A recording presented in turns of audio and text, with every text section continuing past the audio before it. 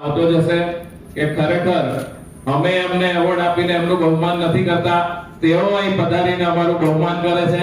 આભાર સહ આપણે એક વિનંતી આપ સૌને કરું કે જ્ઞાનમાં, કર્મમાં, ઉંમરમાં અને પાછા ભૂદેવ આપણા સૌના વડીલ છે, તો આપણે ઊભા થઈ અને એમને એવોર્ડ આપવાના સાક્ષી બનીએ. શ્રી રમેશચંદ્ર રાવલ દાદાને વન્ય જીવન સંરક્ષણ, સિંહ સંરક્ષણ માટે 2 એવોર્ડ આપણે આપવા જઈ રહ્યા છીએ. લાયન પ્રોટેક્શન અને વાઇલ્ડ લાઈફમાં કર્મણીય ઓનરરી ડોક્ટરેટ એવોર્ડ રમેશ દાદાને તાળીના ગણગણાટ સાથે આપણે મહેમાનોના હસ્તે અપાવીશું. દીવના રહેવાસી રમેશચંદ્ર રાવલને વન્ય જીવન સંરક્ષણ અને સિંહ સંરક્ષણને લઈ એવોર્ડ 2026 અને કર્મણીય હોનોરી ડોક્ટરેટ એવોર્ડથી સન્માનિત કરવામાં આવ્યા.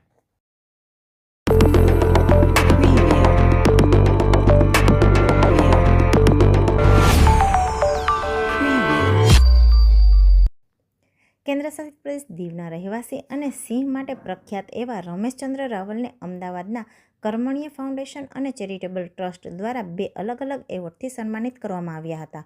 અમદાવાદની હોટલ રિવેરા ક્વિટ હોલ ખાતે કર્મણીય ફાઉન્ડેશન અને ચેરિટેબલ ટ્રસ્ટ દ્વારા ઉત્કૃષ્ટ અને અનોખા કાર્ય બદલ ખ્યાતિ મેળવનારને સન્માનિત કરવા અને એવોર્ડ એનાયત કરવા કાર્યક્રમનું ભવ્ય આયોજન કરવામાં આવ્યું હતું, જેમાં દીવના શ્રી સિંહના સાથી તરીકે, લેખક અને પ્રકૃતિ પ્રેમી તરીકે નામના મેળવનાર રમેશચંદ્ર રાવલને 2 એવોર્ડથી સન્માનિત કરાયા હતા.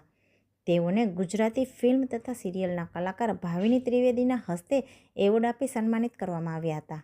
તેમને એક એવોર્ડ તેમના વન્ય જીવન સંરક્ષણ અને સિંહ સંરક્ષણમાં માનદ ડોક્ટરેટ તરીકે તેમને એવોર્ડ એનાયત કરી સન્માનિત કરવામાં આવ્યા હતા. આ પ્રસંગે શ્રી રમેશચંદ્ર રાવલે પણ તેમના પ્રવચનમાં તેમના જીવન ચરિત્ર તથા તેમના સિંહો પ્રત્યેના સમર્પણ અને શોખ અંગે વિસ્તૃત માહિતી આપી હતી અને આ એવોર્ડ બદલ કર્મણીય ફાઉન્ડેશન અને ચેરિટેબલ ટ્રસ્ટનો આભાર વ્યક્ત કર્યો હતો.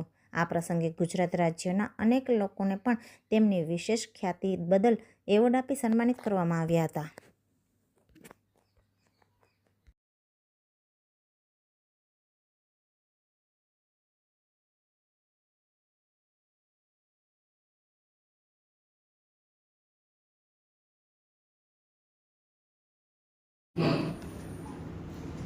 દૂર સિંહણના બચ્ચા હોય, નાના બચ્ચા હોય, મોટા થાય એટલે પાઠડા કહેવાય.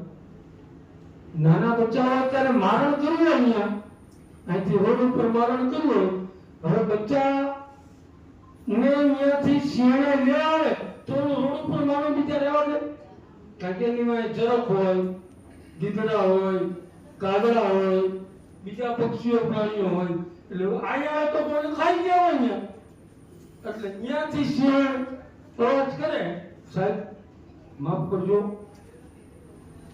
જમવાનું કહું છું, મારે કોઈ ભાઈથી કઈ લઈ લેવાનું છે નહીં, જીતન પૈસા લઈને જાઉં છું. એટલે આપણી પ્રજાને તમે એમ કોને કે બેટા લઈ લેજો, આપણી પ્રજા ન કરે. અને સિંહના બચ્ચાની માં કઈ ગયો કે અહીંથી હલતા નહીં, આય ચપ બેઠો, એ બચ્ચાની પોતાને પગ મગોતા જ ન હોય. આવું બધું એટલે એના બચ્ચાને જ્યારે બોલાવે ત્યારે એના આ રીતના પ્રોનાઉન્સિએશન નથી.